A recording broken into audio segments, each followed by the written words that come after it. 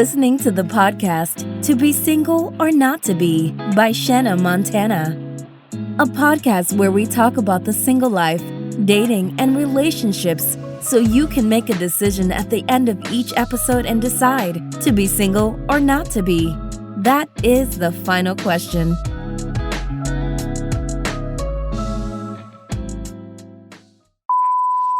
So today's topic is comparison is the thief of all joy. And I really wanted to talk about this topic for a lot of reasons, but it's a few that we've touched on in previous episodes that we did. You know, we talked a lot about social media and relationships. We talked about secrecy versus privacy. We talked about your partner not completing you, because that definitely can make you compare yourself if you're looking what somebody else's partner is doing. But I feel like it was necessary for us to have a more direct and centered conversation around what comparison really looks like, because we all know we live in a society where, you know, some would say comparison is inevitable, but some people live in their own little indestructible bubble of happiness, you know, where it's like me and my partner over here, we don't care what nobody else is doing. So, you know, I think it would be healthy for us to have this kind of conversation to talk about, you know, what does comparison really look like? How do we navigate it? How do we get through it? How do we overcome it? And also, not only in regards to relationships like spousal, but also talking about the family, because family comparison is real too. And it's real from the aspect of, you know, talking about us as people's daughters, or even talking about from a parent comparing you to other siblings, things of that nature. So I think it's just a conversation we need to have for various reasons. And for that reason, I wanted to bring in a few individuals, a few young ladies who I know could always add some great value and insight. So that said, up first, we have Miss Obrenka, who is a public health professional, a racial justice advocate, and the host of the Sit Down with Brinks podcast. And what's that other awesome podcast you're a part of now? Yes, I am one of three beautiful, petty Black women. We are a part of the Petty Grinds podcast. And yes, that's another adventure that I started with two of my best girlfriends. And then, like Shayna said, I am the host of the Sit Down with Brinks podcast. So hello again. Awesome. So glad to have you. And up next, we have Miss Brittney, who is the founder of Allowing Change, a Black-owned coaching business that specializes in helping singles and couples transform their love life. So needed. She's an introverted extrovert that's breaking generational curses one relationship at a time. Hey, girl, hey. Hey. And last but not least, I think y'all have heard this voice before. We have Miss Nikita, who is an author, a writer, and the creative, the unapologetic Miss Nikita Haney. Welcome back to the show. Hi. All right. So, ladies, we're going to dive right into it. Everybody don't go all at one time. So, would you all say that, is it normal to compare relationships? I want to start there to make it plain and simple. Do y'all think it's normal? I think when you first come into this world and you look at your mom, you look at your dad, or you start seeing relationships in middle and high school, you be like, okay, is this what mine is supposed to be like? Do I want this one? Because this is how this person looks. Am I expecting if I date a football player, will my relationship be like this? If I date a basketball player, or the dudes that always wear New Balances. But is that fantasizing, or is that comparison? It could be a little bit of both, you know. Okay. It could. Because, I think about me and Klay Thompson's relationship all the time. And some people may say that that's a fantasy, but I really don't think so. But, let's digress. Carry on. I agree that it's normal, but I do think it can teeter along the line of being unhealthy. Okay. When you romanticize, I'm thinking more when we look up to our parents' relationships, the hashtag relationship goals, grandmama and them, auntie and them, my parents. I think that's unhealthy. Just because honestly, yes, that might be your parents, your grandparents, your auntie, but you don't know what these people are dealing with in their relationships. Absolutely. You don't know the struggle. And just, this is a cliche, but when you think about people whose grandparents who've been married 60 plus years, and then, God forbid, one of them go on to glory, and then you find out, there's some extra children that you didn't know about. Your granny knew about it, but y'all didn't know about it, know. And I just think it can get very unhealthy. And I personally think for our generation, some of it has gotten very unhealthy. Yeah, I would agree with that. I think it happens, but And that's why we got to talk about it, because it's a level of unhealthiness that comes with it. But I think it's two sides to every coin. So what would you say, Brittney? Is it something that happens normally, the comparison? I think it happens normally, but I think people have steered away from it's okay to admire somebody else's like beauty in their relationship without questioning your own. Okay. And what happens is we start questioning our own relationship. We start comparing versus I'm going to compare and just admire, oh, I like how they do this, but this works for my relationship. What happens is you compare and you have unwanted, unneeded arguments out of the blue, out of nowhere, because you done compared something and they're like, what you really mad at? Right. Because you have this whole vision. Yeah. So tell us more about that. Why do we compare? I think it's inevitable to some. My take on that is, I'm not going to say it's normal to compare, but it happens. So starting, Brittney, like, why do you think we compare? Why can't we just live in our own little space and be like, this is my partner. This is the life that we're creating. This is our world. Yeah, that couple was cute. Yeah, those pictures look good, whatever. Why don't we sit in our own space and not compare to others? Yeah, I think and this is nerding out, back to, my psychology degree. I really think it has to do with Maslow's hierarchy of needs. If you guys have heard of that, like we all need like safety and connection and food and shelter. So we do that because we get a sense of value from when we compare, am I doing what everybody else is doing? So does my relationship look like what society says my relationship should look like? So we start comparing there. Do I have the same roles? Am I, things like that, because people want to seem like their relationship is valued. Like that's kind of where this whole power couple comes from. Like, why we got to be a power couple? Why can't we just be a happy couple doing our own thing? Because we're comparing to what we think everybody else is doing on social media because we want our relationship and ourselves to be valued. Like, it makes sense. Unfortunately, some people have not mastered, self-validation. So they're using external comparisons to now validate themselves. So true. That whole self-validation thing, that's a whole episode by itself. So why would you other ladies say, why do y'all think we compare? I want to ask this question. Has anybody ever been guilty of comparing your relationship to somebody else's? Amen. Y'all have? Tell us more. Yeah. Yeah. I got crickets. I would compare my when I first got into a relationship, especially I have like my one best girlfriend, and I'm like, oh, well, I feel like she has it all together. The guys that step to her, like she has like this list of things that are her expectations, and either they meet her expectations or they don't. If they don't, she kicks to the curb. And so then when she found like when her husband found her and all this type of stuff, well, he does this for her, so like my guy should do this for me, and then he wasn't doing it, and then I'm like, I'm mad at you, like saying now I'm bringing these expectations into my relationship, and then he was like, what is wrong with you? Like, is this what you want? And I'm like, I don't really know what I want. I just want you to do something different. I don't really know, but her she looking good over there. So I want, yeah. So I think that's normal. Nikita, would you say you've ever been on that train of comparison in your own relationships? I think it's just a level of maturity. I'll say, I think for me, it's like, we often think like, this is like, I want to be loved like this. But I'm learning that with love, you have to let people love. You have to love people the way they want to be loved. Yeah. And so, I might see, Shayna and her dude, and be like, oh, I want my dude to love me the way Shayna do love her. But you know what I'm saying? Like, I don't know Shayna's dude and how he loves and why he loves that way. You know what I'm saying? So it's a maturity thing. I think now at 34, I don't want nobody else's love. I want the love that, Lord has designed for me, because I also think we don't count the cost of what comes with the person that we comparing ourselves to. Yeah.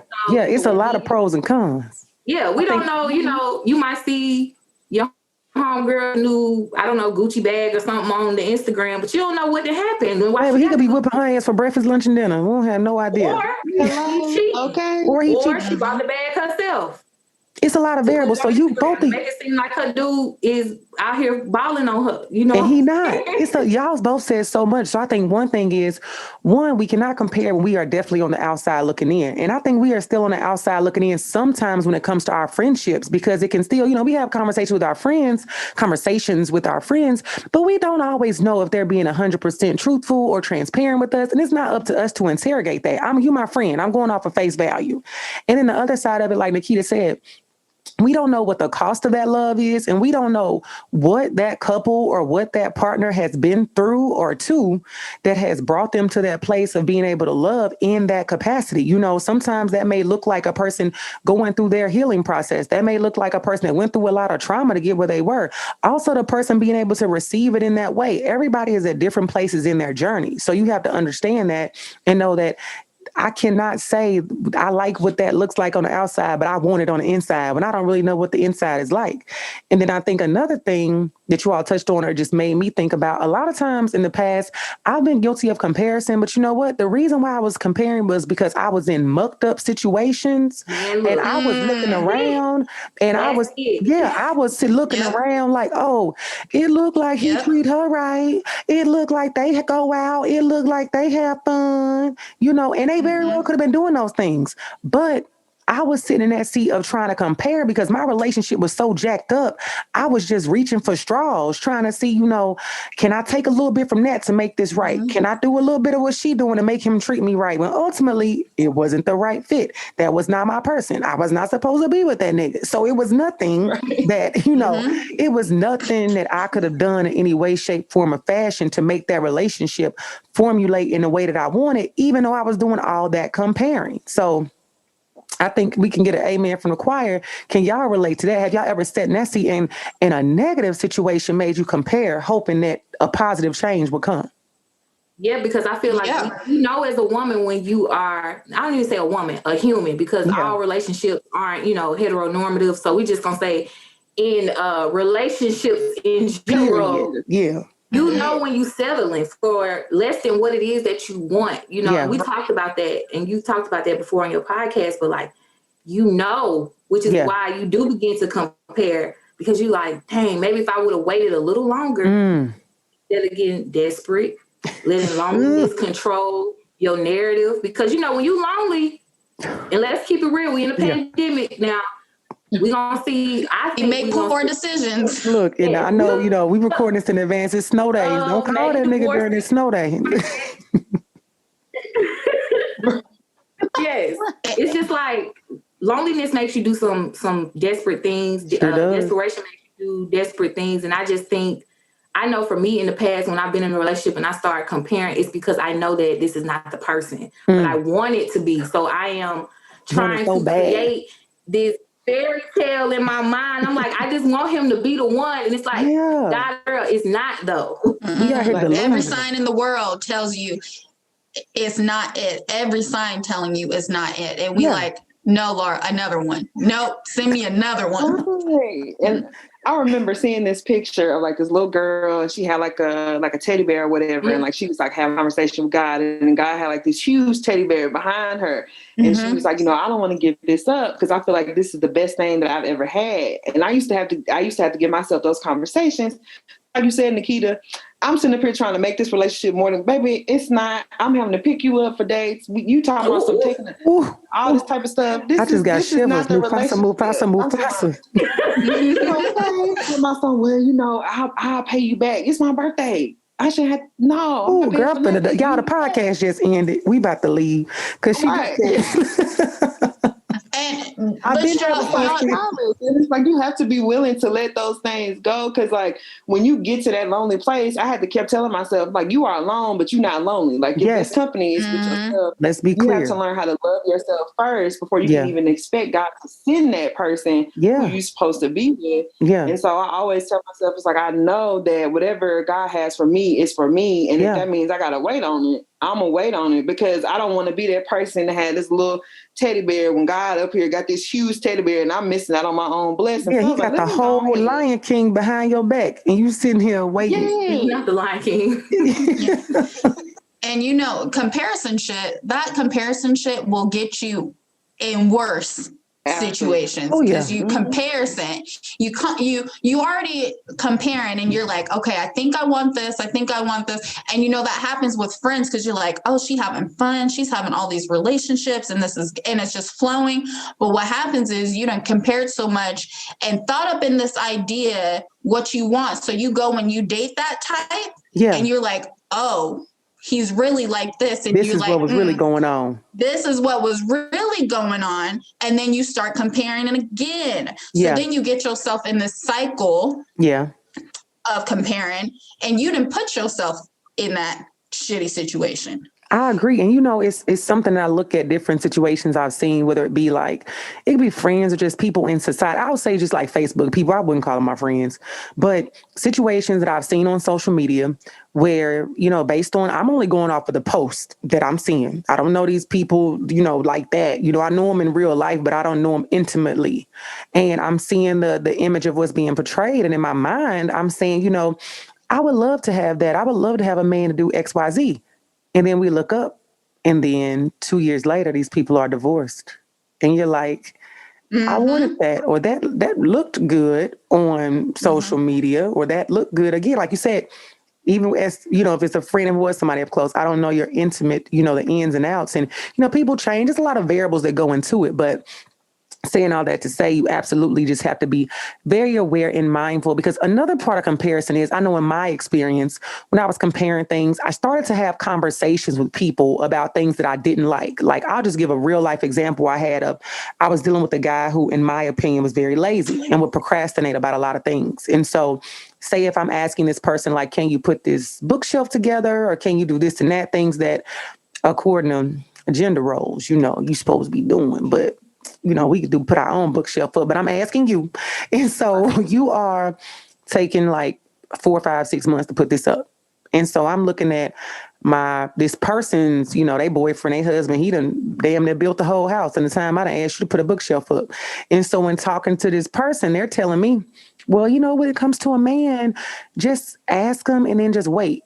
I'm like, well, bitch, how long am I supposed to wait? So in my mind, I'm like, I said all that to say, like, I was getting some bad advice, put it that way, in comparison, because I do know that, you know, I know men do sometimes operate at a different bandwidth, but it's different thresholds. It shouldn't take nobody 6 months to do nothing. By that time, I should have been done with this brother anyway, but I decided to stay around. So I think that's another thing that we have to be mindful of. So it leads me to ask you all, do you all think that comparison, when it comes to a relationship, is it disrespectful to your partner and to your relationship? If so, like, tell me how.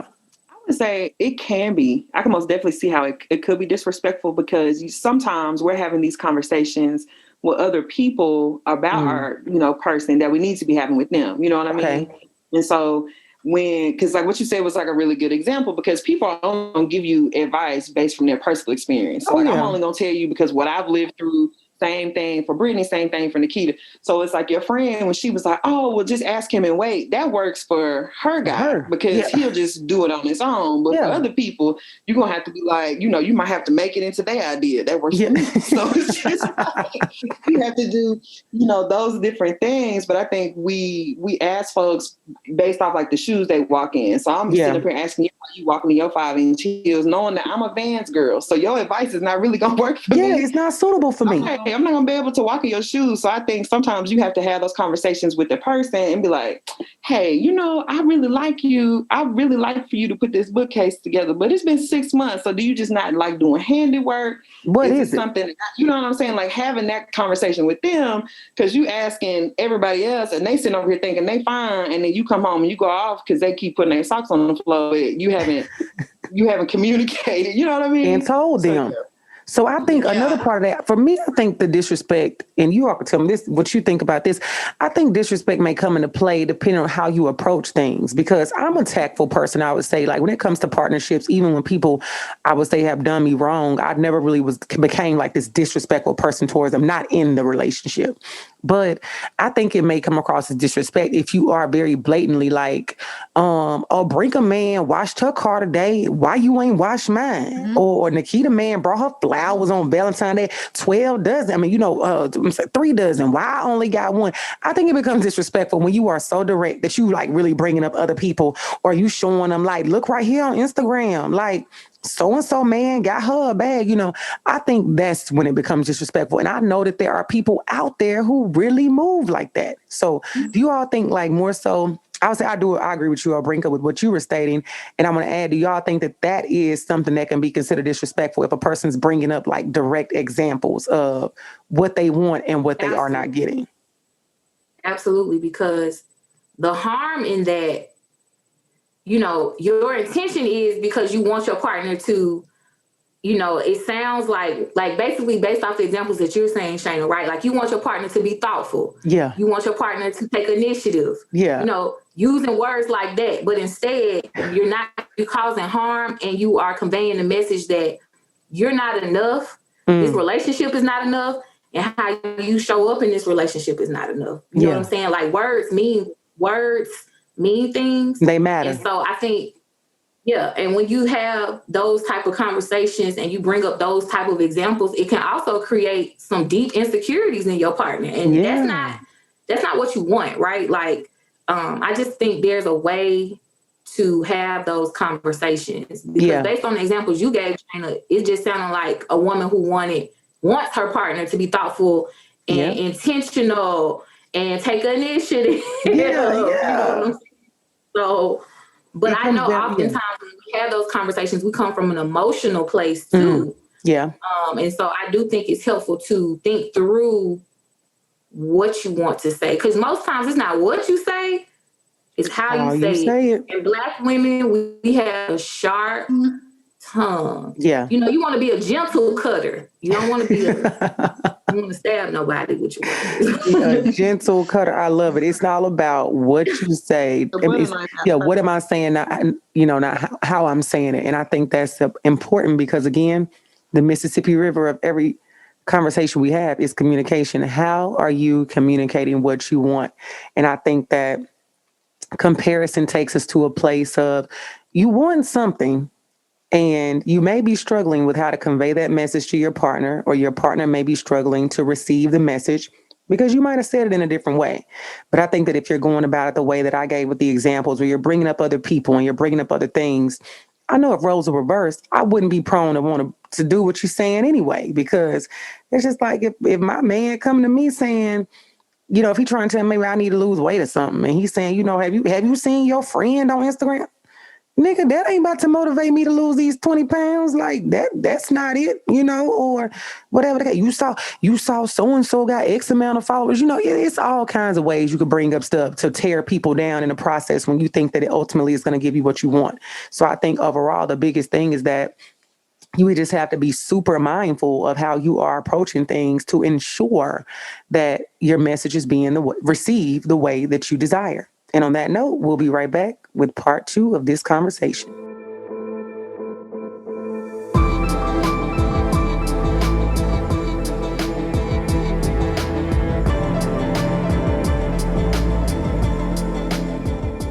And we're back. So this leads me, since we are talking about comparison and different entities, we talked a little bit about ways to not communicate the comparison in a way where your partner wouldn't receive it well. I want to ask you guys, do you all think that comparison can be healthy in any way? So I was thinking, so this was something I remember, like, looking at one of my cousin's moms and how their relationship was, and how it was kind of missing some attributes that I would see with my mom. And so in that comparison, it kind of helps me things that I need to be grateful for, even when I'm not sometimes.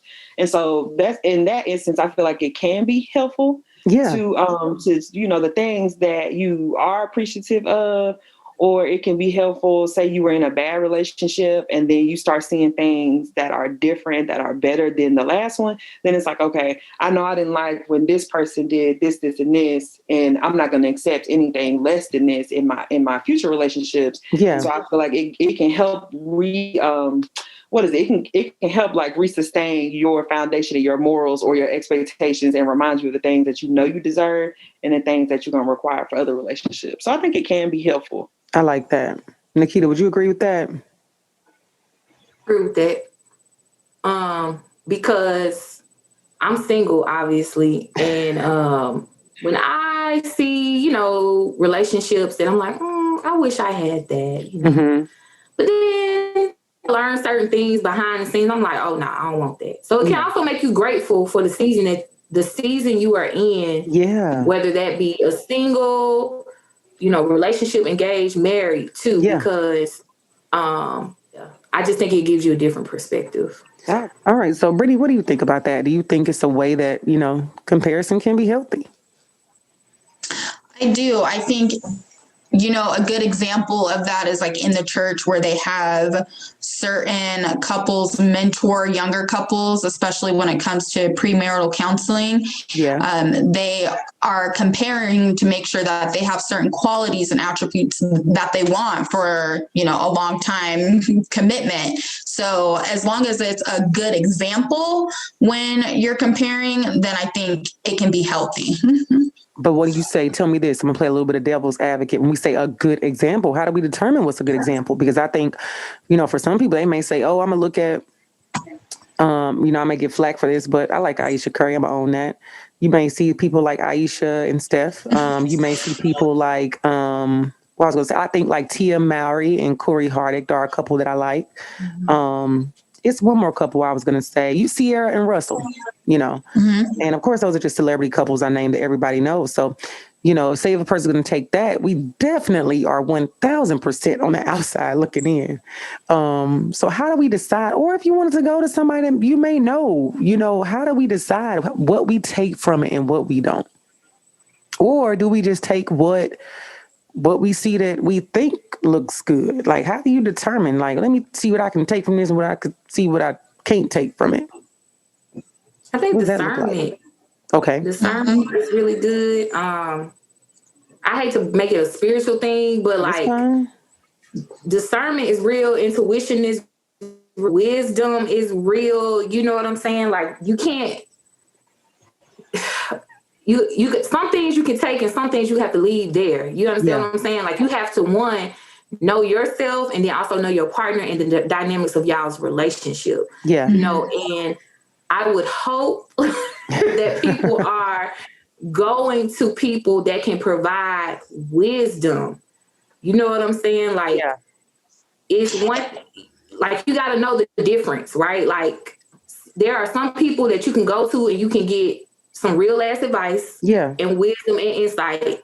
And then there are people that you go to that you can vent to, but you know that whatever perspective or insight they're going to give you, like, oh, I'm not taking that shit. I'm not listening to that shit. You know what I'm saying? And that's just what it is. Like, there are friends that you can't, girl, F that nigga, blah, blah, blah, blah, blah. Yeah. And there are other people that's like, okay, yes, Nikita, this is to do. This is how I think you should approach it. You just got to know the difference. And you have to know, and you got to know, like, who to go to. People have to know the relationship perspective. The relationship perspective is what will tell you if they're a valuable source. Like my good girlfriend today, we were just talking about like what makes us go to certain places when we buy things or whatever is because either they're credible or they're not. Yeah. So you got to like make that decision on yourself. Are they expert? Are they credible? Do they have knowledge? I'm sorry, I'm not taking any marriage advice from somebody who's only been married for 30 days. Yeah. Not that you guys are not in a happy and healthy committed relationship. It's just that. Yeah, exactly. And I'm not going to take advice from somebody who continues to have the same relationship cycles. Mm-hmm. You know what I'm saying? Mm-hmm. Ooh, I really want to say this. I'll say this. Girl. I have a family member. I'm not going to say who it is because if they listen to this, I don't want them to call me because I know they will. But I have a family member who, you know, I love them so very much, would never take relationship advice from them because I have seen the types of relationships they have been in. So when they be like, oh, well, maybe, thank you, girl. You're not an expert. Not at all. Thank you. You're not even a novice. You're not novice. I was like, you're not beginner. You're not intermediate. You're not any of that. Can't take any advice from you. But I think you touched on it earlier, Nikita. You have to know what to take from people, just like you have to know what to take when you compare things, because we all have friends in relationships. I have certain friends I know when I've been down and out in a relationship, I got certain people I can call who are going to be real with me and real about what's going on. Then I know it's other people who I may talk to just because they are good listeners. I know they aren't going to tell my business. They're going to listen to me. They probably can't add much value, because some people, not that they can't add much value, they might not have much to say. I just know they're a good listener. So I can call them and they can listen to me. And then other people I know, like, I may call them like, yeah, I'm going through a hard time, girl. Let's go turn up. I ain't even going to tell them everything that's going on, but I know they going to be there. Like, you know, they down for the cause, go kick it. Oh, they going to be on the train and fuck that nigga. Let's go. Like, they don't care even what's going on. So it's almost like you have levels to the friendships of when you are dealing with different people and what they may look like and what it needs to show up as. So I think overall that's so true. And we have to be what you said. That discernment is real. That intuition is real. I feel like I wasn't able really to tap into my intuition or understood exactly what it was until about 4 to 5 years ago, because they used to talk about that little feeling you get in your stomach, that little lump you get in your throat. And now I know when I get there, like, oh, you know, I'm like, what's it, Braxton on the Jamie Foxx show? Put that finger up like, oh, that's what it is. So I'm able to, you know, determine that. So I want to ask this. How, or when it comes to, because we're talking about comparison in the sense of like the good, the bad, the ugly, what kind of unrealistic expectations might you have about your relationship if you start out comparing things? I think one thing is you may have an unrealistic expectation about if this is a person that you are going to marry, because I think a lot of times I know the women that I know, a lot of us want to be married. I'm not saying all, but I think a lot of times, y'all know when you early in the dating stage, everything seemed good, seemed fun. You're like, oh, that's the one, you know, you only been dealing with them for like 2-3 months, if that long. And then you're looking online and you may be on social media, and you may start seeing it's wedding season, it's warm outside, everybody getting engaged, it's Valentine's Day. You looking like, oh, you know, well, if it's further along, it may be along the lines of, you know, I'm gonna get a ring. But if not, you know, I think it just may set an expectation of what your relationship is gonna become, and you really don't even know this person yet. You know, you're already fantasizing. Like we said, we tend to live in these Disney movies and romanticize what our relationship is gonna be like. And I think that one thing that can happen unrealistically is you can think that this person is the one and they are not. You know, it's like they Mr. Right Now, not Mr. Right, you know. So for me, that's one thing that stands out, is we have to be aware of that idea that we can put in our minds. That is very unrealistic to think that a person is going to be the one, not in all instances, but in most of our cases, that, you know, based off of our experiences being with them and then what we may see on social media. So what other like unrealistic expectations do y'all think people may have if they are comparing themselves, and not just on social media, but it could be real life? Absolutely. I think when you start seeing, especially like when you have like your age group, and so like okay, your age group is like graduating from college or starting businesses, your age group is getting married or having kids in your age group, and so like everybody is like going like this.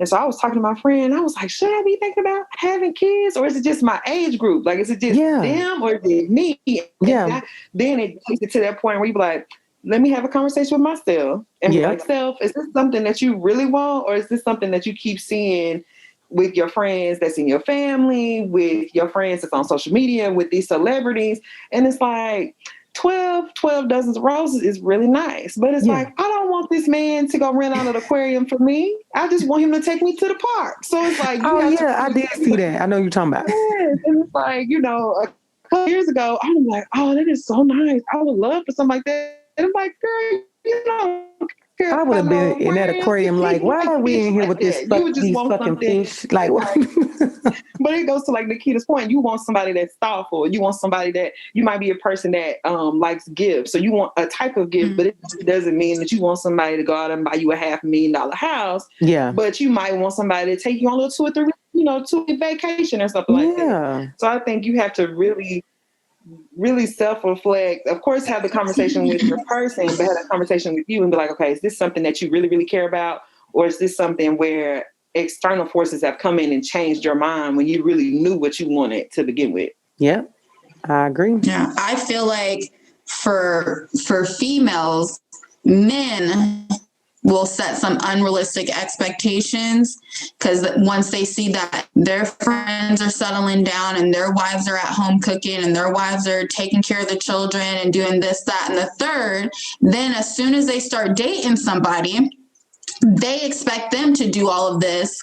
And this is key on what I teach my clients. You expecting her to do X, Y, and Z, and you haven't made yet not a commitment, not a ring, not a label. So you have this expectation to me to do what? To do who, where, what? Because you see somebody else's girl? No. That unrealistic expectation, not up in here, not at this address. Let's be clear. That's true, because we've been talking a lot about I really wish I had a collection plate.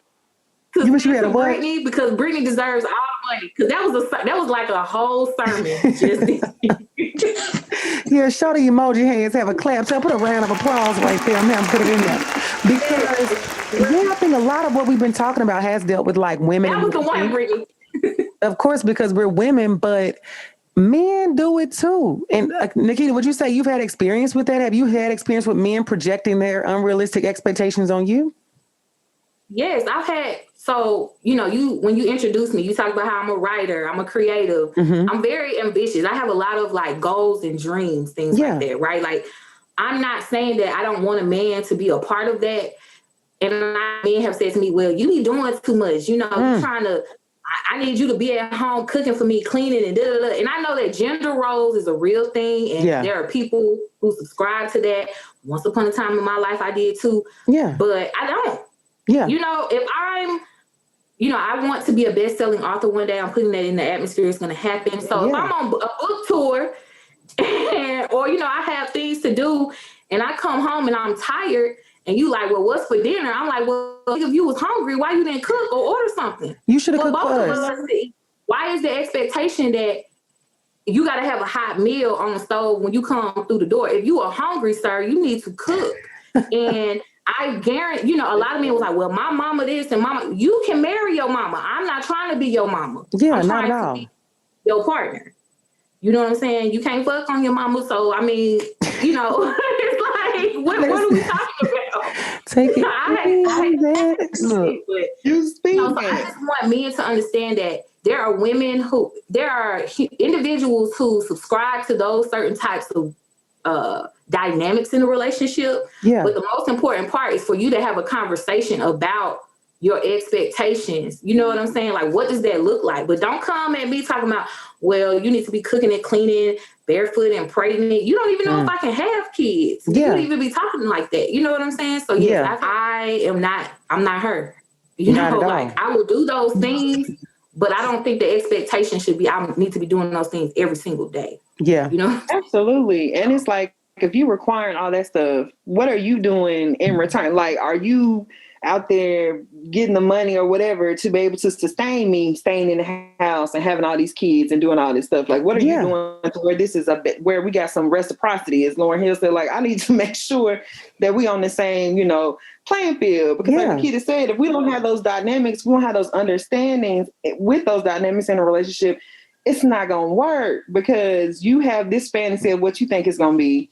And then I have my fantasy, and then we need to come back to reality and be like, okay, this is actually what's going to work for us. And so I think you can get like bits and pieces while we are comparing like the good things, but those unrealistic things will not work. Like, I'm not doing that. Not long term. And we live in the shit that gets me. The shit that gets me is like, men will have these comparisons and these expectations, but when a female says like, I want this, that, and the third, or I want my man to do this, it's like men have so much to say about, ooh, who she thinks she is to ask for all this. It's like, but nigga, you got these unmet expectations in your head too. Yeah. And you, instead of you just talking about it, that's when they start acting trifling about the things that you're not doing. It's like, but you're going out cheating and acting a fool because of what? Something that you haven't even discussed with me. And I think we also have to understand that for a man to come, anybody that say is 30 plus and you're going to tell me about what your parents did, it's completely different generation. It's completely different time. We move differently. And like Obrenka said, are you going to, do we live a lifestyle where you can sustain me staying home? If that's what I chose to do, not because I have to or because we can afford it. If I chose to stay home to have a hot meal ready, because the lives that we live, like you said, if I'm on a book tour, I got home, you said you was hungry. It seems like if you were already home, why couldn't you go and make the meal? Why couldn't you cook? Why couldn't you make certain things happen for us? So while some people, like you said, subscribe to gender roles, I do in some capacity, but I also think that what gender roles to me is really like who can do what, who can do it better, who is available to do it at the time. It's like if you are on my husband works a job where he's gone, then I'm not going to let the trash sit in the kitchen for a week just because he's not there to take it out. Like, I'm going to take it out. Exactly. So it's like some things are just logical for you to do and for me to do, but also to have those conversations of what you expect, because many times we get accused of being the ones that have unrealistic expectations, but the men do it as well. And like you said, someone mentioned earlier, the lack of labels, the lack of commitment, the lack of security around a relationship. I posted something on the To Be Single or Not to Be Instagram page recently regarding a young lady who said that she was 2 years in a situationship. Now, mind you, it's a two-way street, but she stayed in a situation for 2 years without a label, wasn't happy about it. The man admitted that a year prior to that, he had told one of their good friends that they were just fucking, that's it. But she thought they were going somewhere. So that was a clear indicator that, sis, you had not had the right conversation with this man. And if you did, it sounds like he had told you what you didn't want to hear and you made a conscious decision to stay. So I think when it comes to that, sometimes when we try to have these conversations around expectations, or if an unrealistic expectation is being put on whatever the human is, I think at that point, you have to make a decision about what is best for you and how you want to move forward with that situation. Or if you want to put a fork in the road and say like, no, this is not going to work, because, I know for me, I don't think I would ever be a person that, I don't know. Right now, I would say, if I happen to be with a person that was like a billionaire and I probably would. I was about to say, I don't know if I stay home. I'm definitely staying home, but, but I would say, that ain't very likely. But the person, if I'm with just the average person that makes a nice amount of money where we both can sustain our lifestyle, nobody has to lack anything. And he wanted to give me the option, do you want to stay at home? Present day right now, I might say, no, I want to still have a life, but I don't know. Years from now, I may be like, hell yeah, I want to stay home. So it just really comes down to what we've talked about, what looks right for us, and knowing that our ideals, beliefs, and thoughts can also change, because how I feel in 2021 may not be what I want to do in 2022, because guess what? I have the ability to want to do something different. So I think we have to keep that in mind. And something else that stands out to me is I think another thing is, and that goes, this is connected when it comes to unrealistic expectations, is the pace of your relationship. If you are looking at the pace of what other people are doing, because we all know people that say, my parents were together 16 days, got married. They've been together 40 years. Girl. I was with them for 7 years. We got married. We divorced them too. I see it all the time on my favorite show, Divorce Court. So, I think that it's something that with the pace, you can't look around you and allow. I know I went through this time at one point and I wasn't really bitter, but I knew for my own mental health, I don't know if it was Christmas or Valentine. It was one of those seasons like 2 years ago where I was like, I'm just going to deactivate my social media, because I didn't want to be a hater with other couples. I didn't want to be sad. I didn't want to be nothing. I just was like, I don't want to see that shit. So I'm about to log off. I'm going to just remove myself from it. And I think that really, in that moment, it helped me to understand that, during that time, whatever it was like I said, Christmas or Valentine, it was going to be a lot of proposals, a lot of relationship stuff, all this stuff. And it's like the pace and space of my life is not that. So in order for me to not compare and to not call an ex boo, let me just shut it down so I ain't got to worry about it. So. Yeah, you had to protect your peace in that moment. Because I remember it might have been maybe 2 or 3 years ago. It was when the Black is Love series or the Black Love series. The Black Love, I love that. And everybody was like, oh, it's so nice, you should watch it. And so my relationship was doing this right here. But we was riding emotional roller coasters. I was like, I don't want to watch that. Yeah. That's not going to be fun for me. Yeah. I'm about to compare him all up and down these episodes. Got to be sending him all kinds of links. Yes. And I was like, let me watch, an action movie or something, because it's just not going to work for me. So I think you brought up a really good point. Like, you have to know when you need to protect your peace. Yeah. Because while you are on that journey of realizing that you might be alone, but you're not lonely, you have to be in a space to do that. Because some things will come in. You sitting up here watching Cinderella, you be like, where is he? I don't want to. Looking for the Timberland boot. And it's like, you have to keep preparing yourself for when. Right. You have to keep preparing yourself for when it's time for you. But they also understand when it does come time that it's a partnership. It's not that this person is higher than this other person, but like y'all are doing this together. So it's like, if I know you cook well, then you probably gonna cook more often than not. Yeah. If I like to wash dishes and you don't like to wash dishes, then either I'm gonna wash them or we're gonna get them made. So it's like this is one of those things of like what we can do well, what we don't do well, and how we can help each other, instead of being like, well, you the man, you got to get my oil changed and you got to mow the grass. Yeah. You don't have to do all that. But it depends on the compliment. I think ultimately it comes down to complimenting one another. I don't like to use the word like, my man is an accessory, but I feel like the space I'm in, my man is not a necessity. Like, I'm going to still live and breathe and be a whole person without him.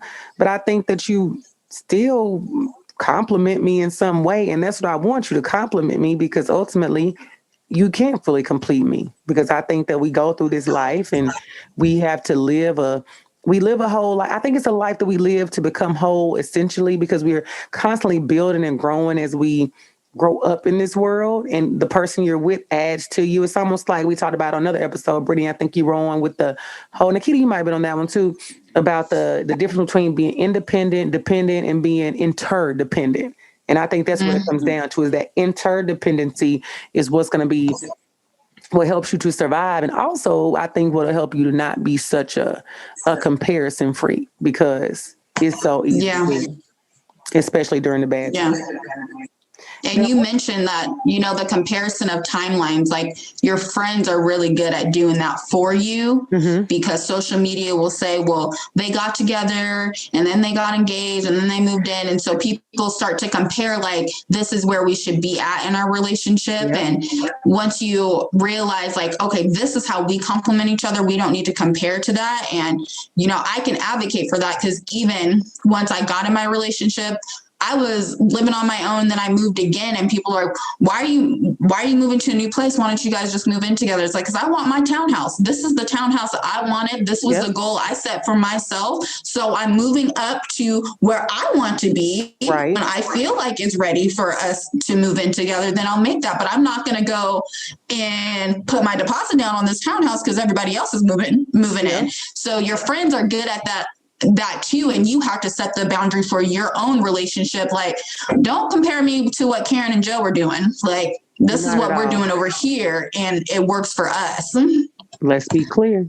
That's what it takes. So I think ultimately, with all of that, the comparison, I think it works both ways. You have to know when to use it as a tool, like Obrenka was saying, in regards to sometimes, like, let me look over here and see what I had to be grateful for and what might not have worked. But I think on the other side, to know, like, what I don't need to do, but also it allows you to know what your truth is and where you stand and how you need to be able to move forward and navigate in your relationship, no matter what that relationship may be, because we all, it's something that's going to play a role. And I think also, we didn't touch on this a lot. I'm just going to say this, when I think about, like, even families, I think it's kind of a natural thing sometimes, especially when you have siblings, you kind of look at, like, what a big sister or brother did. You kind of look at, like, what the family dynamic did, or what sport they play. There's so many ways that you can look at it, but I think it's the same thing. You have to be mindful of how you look at it, what you can take from it, what you need to leave, like what didn't work, and then know how to move forward from there. So I think if we do it that way, a lot of times we can come out being winners.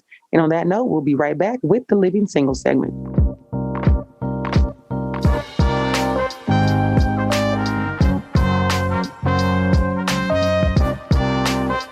This now brings us to the Living Single segment of the podcast. It's simply a segment where we want to send you good vibes, good energy, and give good advice on any questions that you may have about being single, dating, or relationships. Remember, nothing is off limits. So, welcome to the Living Single segment of the show, and let's get into it. And now this brings us to the Living Single segment. Please remember, if you want your questions answered on the show, please send them in on Facebook or Instagram to Be Single or Not to Be, or our website, www.tobesingleornottobe.com. And today's question came from the website. So it reads, I have been in a monogamous relationship for 3 years now, and I've been cheating the whole time. I've been cheating the whole time. It's disgusting. It's not monogamy. Yeah. I think they need a different definition. Right. I just realized, okay, let me keep going. I recently got saved and something is pulling at me now. I recently got saved and something is pulling at me to now confess what I did in the past to my partner. I stopped cheating about 6 months before I was baptized, and those ways are behind me.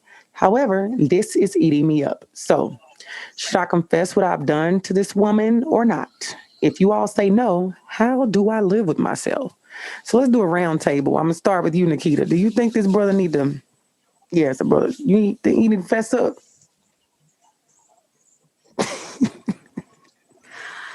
Oh, Jesus. Okay. So Gotta say a prayer before you answer. The thing that's pulling at his spirit, that is called conviction. And that is the Holy Spirit convicting you because you raggedy. Yeah. So I think if it's pressing on his, now born again heart, that he should confess, because one, you weren't in a monogamous relationship. The person that you was with was, but you were not. Right. And if we are going to, when you get baptized, it's about being reborn and a rebirth and all of that. If we're going to do that, we're going to start over with a clean slate. Let's just go full throttle with all of it. And so I also would say maybe be prepared for the repercussions and the consequences of your actions prior to you getting saved. Like, we're all human. We make mistakes. You probably don't want to lose this person, but you need to own up to that, because you need to allow that person, that woman, to make a conscious choice about whether or not she wants to continue to move forward in a relationship with you. Yeah. You know what I'm saying? Like, the fact that you cheated the whole time, that's the part that's like really blowing me. And I'm not saying people can't change their behavior, but I do have questions. Like, what all of a sudden made you be like, I'm gonna stop? But confess your sins, brother. And he probably got close to getting caught cheating, and he was like, let me get my shit together. People love trying to go to the Lord when they start. Let me be quiet. Yeah, like, don't bring God into your mess. But God, like, I ain't had nothing to do with that. Then, be honest and be ready for what happened, because I don't know we don't know. It's a lot of possible options. So, Obrenka, what do you say? Yeah, while you were saying it, when you said that they had been cheating the whole time, but they was in a monogamous relationship, I was like, friend, wait. Yeah. Wait, what? A little bit different. Like, what? But like Nikita said, like, okay, you need to pray for the Lord to give you strength to have this conversation, but to also prepare you to be single in your new life of being, saved and baptized, because that person has every right to not want to talk to you no more, to not want to be in that relationship. Because with me, like, I placed my relationships on trust. And so this whole time I've been with this person, I'm thinking that he's the only one that, we both having that same monogamous exchange, but you out here, you for the streets, but I'm just for you. And so now you gonna come tell me that you've been doing all this, and I just been sitting here thinking that everything is fine. So it's like, you about to rock that person's world. So just be prepared, give them the space that they need to, go through everything, because if they're anything like me, they're gonna go back and be like, so you've been cheating for the last 3 years. They're gonna run it all back. They're gonna be like, so I did see you like that. Get ready, because they're gonna run it back. If they anything, like the Scorpio person I am, they're gonna go back and look at it. So yeah, but tell DJ run it back. I think if he is convicted and he's saying, I stopped cheating 6 months before I was baptized, before this, whole new life, whether he tell her or he doesn't, what's done in the dark will come to the light. So whether he decides to do it and he is living this whole new life, Jesus himself is going to walk down across the street and tell that girl. Oh my God. And then I think what he's really feeling is now he's like, well, let me put some effort. But some people say the truth is just a burden you bear alone. Like, this is just your burden. This don't have anything to do with her. You're trying to make it about her. And, these 3 years, it's been about you the whole time, these 3 years, honey, the whole time. It wasn't nothing about her. I'm going to play devil's advocate. I'm over here like Simon on American Idol. Bruh, don't say shit.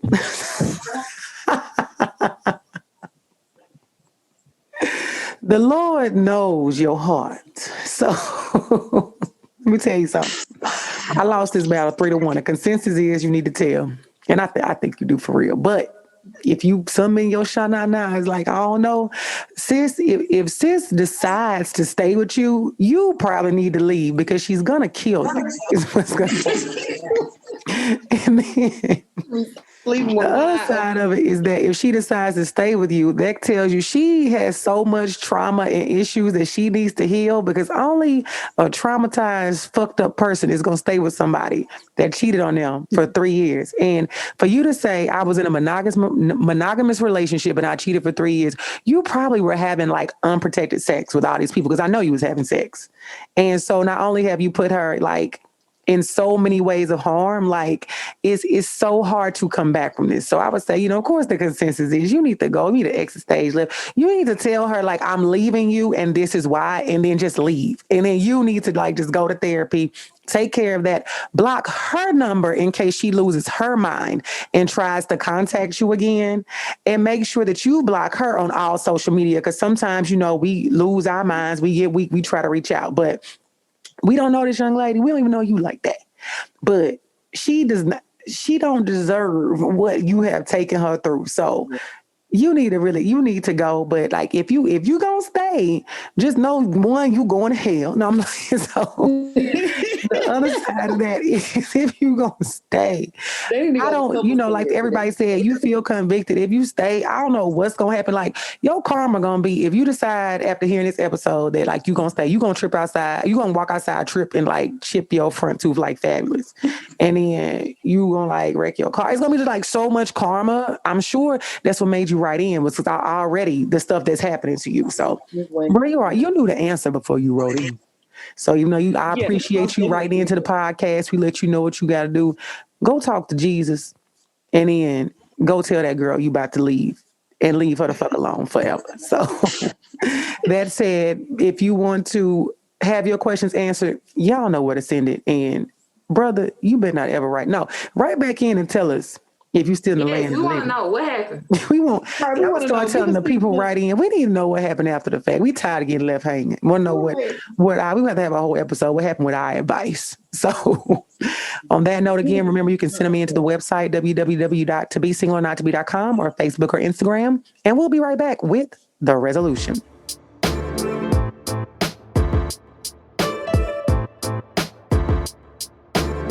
And now this brings us to the resolution segment of the show. So, ladies, what would you say the resolution is to not allowing comparison to be the thief of all joy in all of our relationships? And Brittney, I'm going to start with you.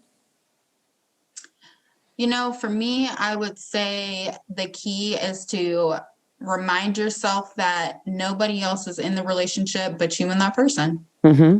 That's it. Okay. I like it. I love it. It's you two. Just the two of us. Look, stay trying to get a record deal on here. Nikita, what would you say? I would just say, hey, utilize discernment, right? Like, yes, it's healthy to, see other couples' relationships. But I would say, just find the value in the relationship that you're in. Yeah. And maybe utilize other people's relationships to show you what you don't want. But definitely practicing discernment. Because again, you got to count the cost. You don't know what people have to deal with and or go through to have that relationship. So just practicing gratefulness, and if there are things in your relationship that you want to change, there is a constructive way. Yes. To see that change in your relationship. So that's my advice. I agree. I love it. And last but not least, Obrenka, what do you think the resolution is? Yes, I agree with both of you ladies. Like Brittney was saying, it's between y'all two. So like communicate, have that communication, know what your are in that relationship, know that this can be unrealistic. How can I bring this down to where it works for me? And like Nikita said, you can compare yourself to like successful people or like people's relationships, but you don't know what they went through to get to that. You know, we be looking at millionaires and like, oh, I want to be a millionaire, but you don't see the stories where they were like unhoused for 5 and 10 years, or they were in abusive relationships before they got to their, Russell or their, Dwayne Wade and all these different type of people. So it's like, you don't know, like she said, you weren't able to count that cost to see what they went through. Yeah. So it's like, wear your own shoes, be comfortable in your own shoes, and have that conversation with your partner so that y'all can, continue to grow and thrive. So I love it. I love it all. So everybody give yourselves a round of applause for a wonderful episode. You all always do so awesome. And again, I don't care how many times you come on here, I'm always going to have you to shout out where people can find you. So Brittney, going to start with you. You can let people know where they can locate you to get your services, your website, whatever the people need to know. So you can find me on all social media platforms, so Instagram and Facebook under Allowing Change LC. I'm on YouTube just under Brittney Richards, and then my website is allowingchange.com. That's it. Wonderful. Nikita, where can the people find you? You can find me on the Twitter and the Instagram at the Nikita Haney, Haynie. And you can visit my website at nikitahaney.com. And if you need a fearless Black woman writer, please email me. Wonderful. I love to hear it. And are you all's podcast? Is it coming back to the air anytime soon, or is it back? It's coming back. We're working through some things. Okay, I understand. I know how it goes. So, and Obrenka, last but not least, let the people know where they can find you and all your goodness. Yeah, on Instagram and Facebook at the Sit Down with Brinks. That's with the E and not an I. And I'm also a part of the Petty Grinds podcast, and that is Petty Grinds with a Z on Instagram. And we are on all podcasting platforms. So check us out. And like Nikita said, most definitely working back with the Sit Down with Brinks. So just check us out for some good content, and episodes will be coming back soon. Awesome. I love it. All these women podcasts and these websites, these coaching services, just bringing the heat in every way. And I'm so glad to have you all on to give us all a platform to be able to continue to have these conversations. So again, round of applause, as I said earlier, for a wonderful conversation. Your opinions are always valued and appreciated. And on that note, we'll be right back with the Montana Minute.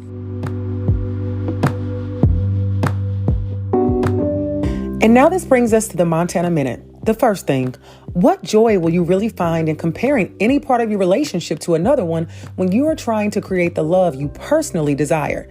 None is what I will tell you. The next thing, it is okay to be inspired by healthy and positive love that you may see around you. However, keep in mind that in most cases, you are on the outside looking in, so you can't be too sure what you are really seeing is what they are really giving.